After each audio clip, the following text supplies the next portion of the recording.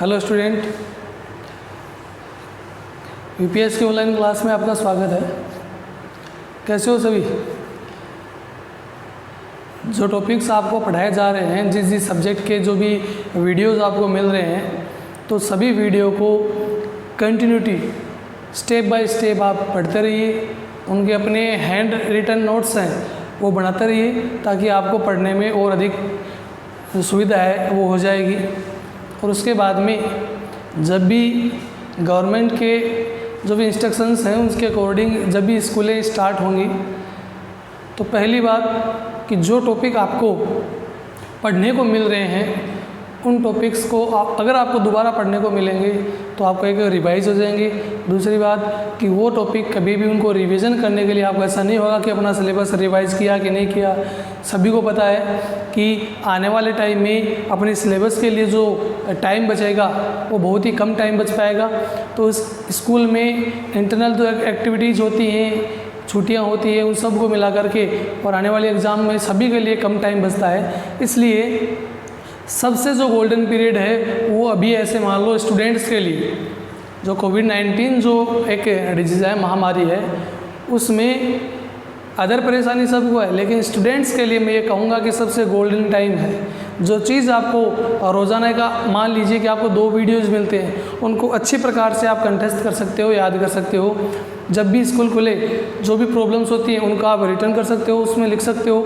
और दूसरी बात, अगर आप कमेंट में लिख सकते हो तो वैसे कर सकते हो, वरना वीपीएस के जो लगभग अपने सभी स्टूडेंट्स के पास नंबर्स हैं, आप कॉल करके संबंधित टीचर से या मैनेजमेंट से आप टोटल कोई भी शिकायत वगैरह है तो उसके बारे में बातचीत कर सकते हो, ताकि नए वीडियोस उन प्रॉब्लम्स के बारे में कोई भी वीडियोज़ है हम सभी फैकल्टी से बनवा करके दे सकते हैं। ठीक है, आज अपन बात कर रहे हैं उससे आगे पैसिव वॉइस पढ़ रहे थे, एक्टिव वॉइस पढ़ रहे थे, यानी कि अपना वॉइस का टॉपिक चल रहा था। और उस टॉपिक में अपन ने 3 क्लासेज अब तक कवर कर ली हैं। फर्स्ट में अपन ने पढ़ा था कि किस प्रकार से एक्टिव वॉइस, पैसिव वॉइस है उनको आपस में इंटरनली चेंज किया जा सकता है, यानी उनका इंट्रोडक्शन पढ़ा था। सेकंड वीडियो में हमने देखा कि टेंस से संबंधित किस प्रकार से चेंजेस होते हैं और कौन से टेंस ऐसे होते हैं जिनके पैसिव वॉइस से नहीं बनते हैं।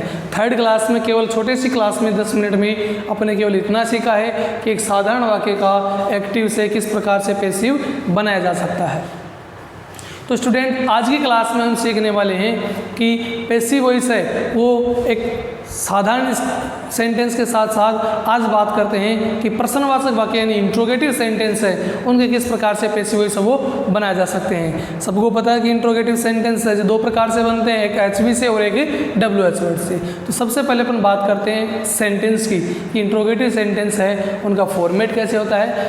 तो आज की अपनी हेडिंग है वो हो जाएगी वॉइस पार्ट 4।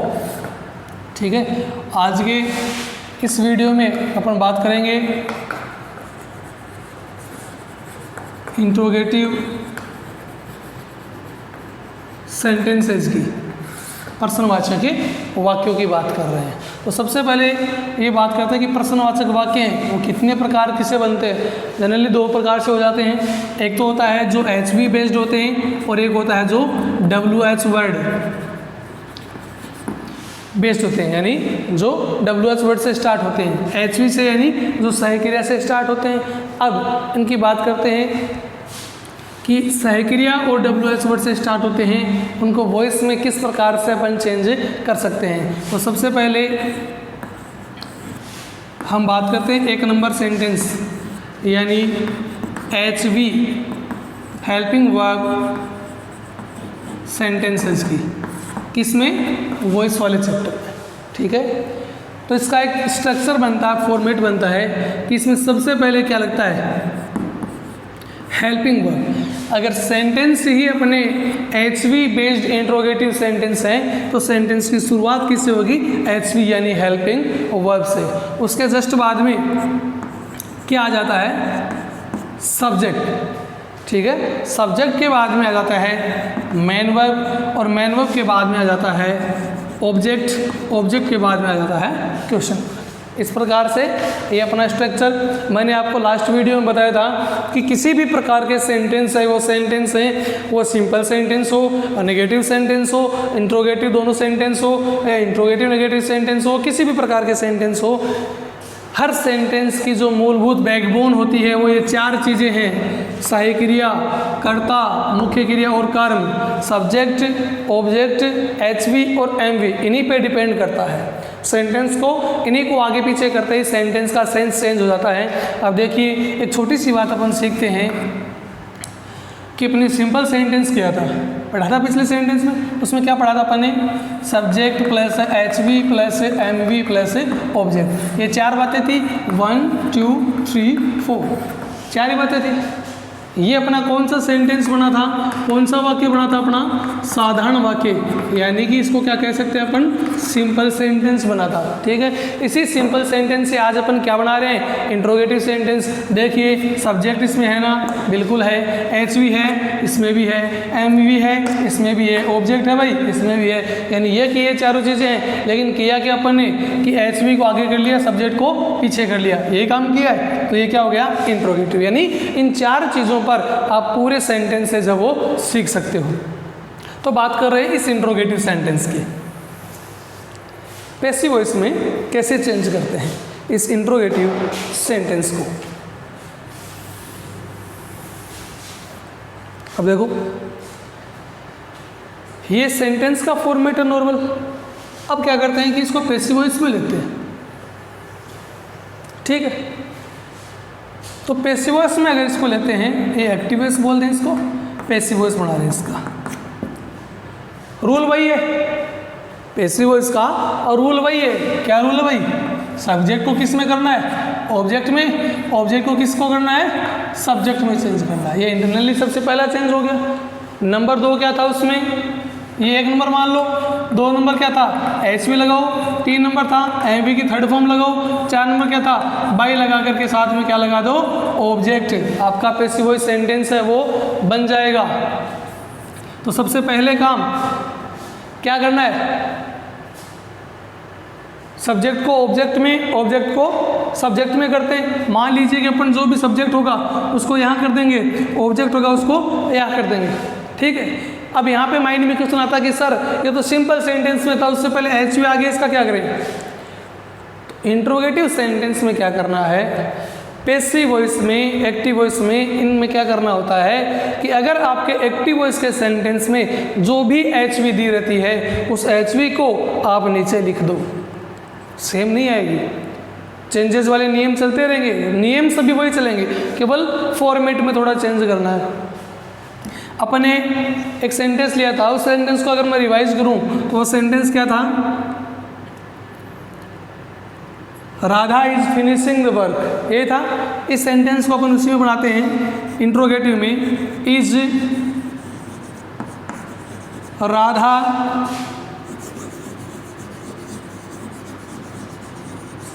फिनिशिंग द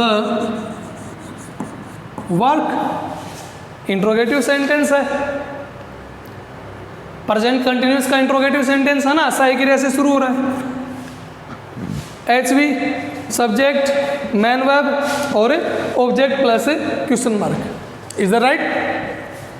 उसके बाद में देखो कि इसको अपन पैसिव वॉइस में चेंज करते हैं। एक्टिव वॉइस का सेंटेंस ले लिया, पैसिव वॉइस में चेंज करते हैं इसको। वही करना है। एचवी मैंने बताया था कि आपको जो है वो सेम एज रखना है। ये कंटिन्यूस का सेंटेंस है और हमको ये अच्छी तरह पता है कि अगर एक्टिव वॉइस का सेंटेंस है वो कंटिन्यूस का हो, चाहे वो प्रेजेंट कंटिन्यूस हो, पास्ट कंटिन्यूस हो या फ्यूचर कंटिन्यूस हो।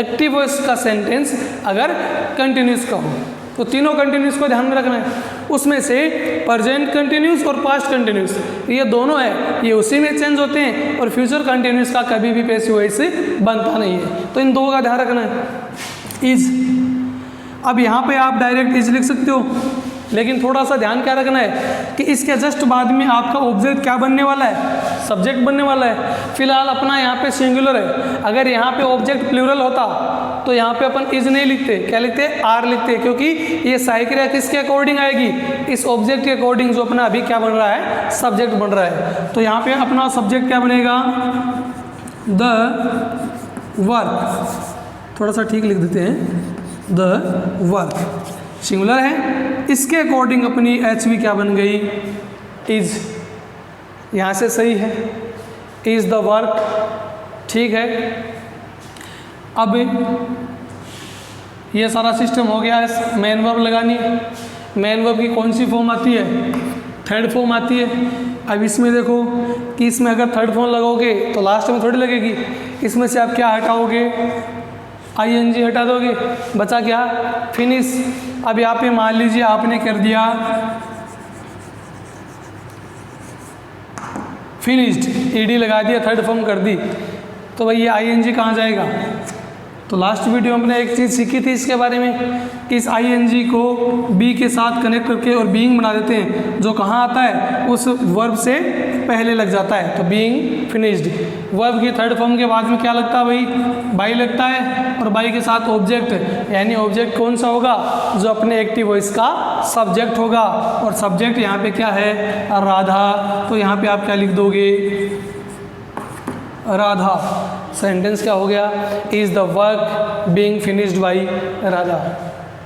आया समझ में, कुछ भी नहीं करना, केवल सिंपल सेंटेंस में आगे पीछे करना है, बाकी सब्जेक्ट को ऑब्जेक्ट में, वर्ब की थर्ड फॉर्म, उसके जस्ट बाद में बाई, ये सारा रूल है वही रहेगा। इंट्रोगेटिव सेंटेंस में केवल एक बात का ध्यान रखना है, HV वाले में जो वाक्य सहायक क्रिया से शुरू होते हैं उसमें सबसे पहले आपको सहायक क्रिया ही लिखनी है, जरूरी नहीं कि ये सहायक क्रिया लिखनी है, ये तो कंटिन्यूस है, वो कंटिन्यूस में चेंज होता है, इसीलिए अपन ने ये लिखा है। यहाँ पे एक एग्जांपल अपन और लेते हैं ताकि ये कॉन्सेप्ट आपको अच्छी प्रकार से समझ में आ जाए। मान लीजिए सेंटेंस है, डैज राम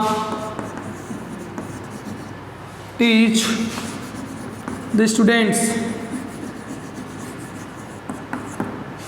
सेंटेंस क्या हो गया, does Ram teach the students, क्या राम बच्चों को पढ़ाता है। सबसे पहले क्या आया, HV, सब्जेक्ट, मेन वर्ब और ऑब्जेक्ट प्लस क्वेश्चन मार्क, और sentence is right according to our format, एकदम सही है इस फॉर्मेट के अनुसार। अब अपन किस में चेंज कर रहे हैं, पैसिव वॉइस में। सबसे पहले करना क्या है, ध्यान से देख लेना, एक एग्जाम्पल में पूरा कॉन्सेप्ट समझ में आ जाएगा। HV है तो HV को HV में लिखना, सबसे पहले HV आएगा। अब ये देखो सेंटेंस कौन से टेंस का है, सिंपल प्रेजेंट का है, डज आ गया। सिंपल प्रेजेंट को किस में चेंज कर दें, प्रेजेंट कंटिन्यूस में। ये कॉन्सेप्ट उसी स्टूडेंट को समझ में आएगा जो अपना वॉइस का पार्ट फर्स्ट देख चुका है, क्योंकि उसमें अपन ने पढ़ा है कि टेंस को कैसे चेंज करते हैं। सिंपल प्रेजेंट को प्रेजेंट कंटिन्यूस में चेंज कर दें, तो प्रेजेंट कंटिन्यूस की सहायक क्रिया क्या होती है, इज, एम और आ, तीन होती हैं। अब रहा सवाल कि यहाँ तीनों में से कौन सी आएगी, तो डिपेंड किस पे करता है, अपना सब्जेक्ट है वो क्या होगा। सब्जेक्ट राम नहीं होगा, राम तो क्या बन जाएगा, ऑब्जेक्ट, क्योंकि पैसिव वॉइस का रूल क्या है, सब्जेक्ट को ऑब्जेक्ट में, ऑब्जेक्ट को सब्जेक्ट में। तो यहाँ का सब्जेक्ट कौन बन रहा है, द स्टूडेंट्स। तो सबसे पहले इसको एक बार जगह छोड़ देना, यहाँ पे आप पहले लिख लो द स्टूडेंट्स। अब ये देखना है कि अपना सब्जेक्ट है वो एक वचन है या बहुवचन है, क्या है, बहुवचन है। तो ये सेंटेंस अगर बहुवचन है तो इनमें से कौन सी सहायक क्रिया आएगी,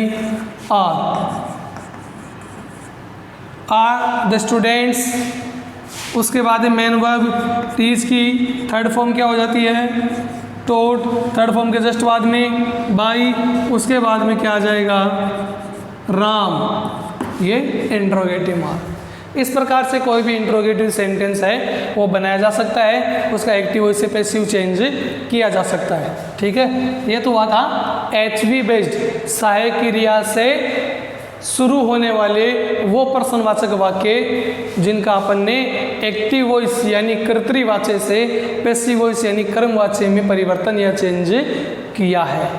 ठीक है, चलो इसके बाद में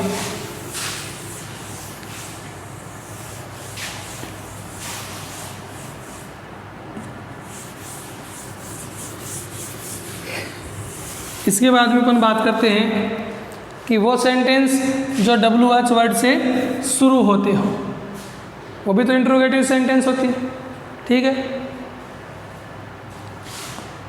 अब देखो,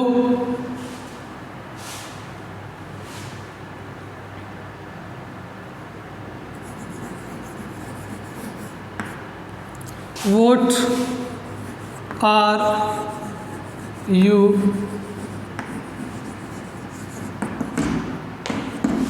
doing?